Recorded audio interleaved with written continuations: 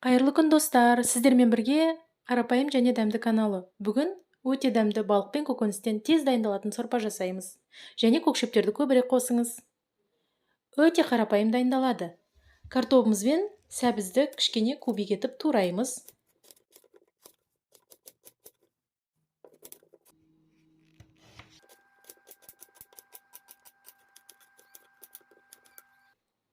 Пиязды одан да уақ етеміз.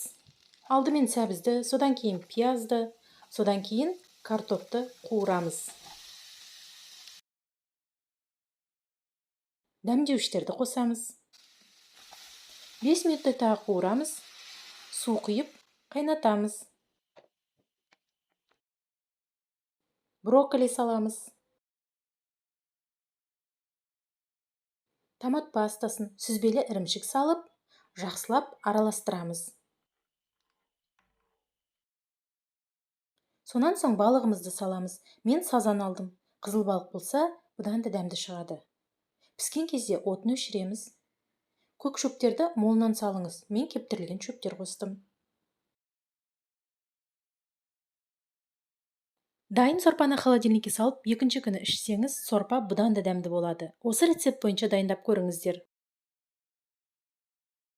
Менің рецепттерімді жоғалтып алмас үшін каналыма тіркеліңіздер.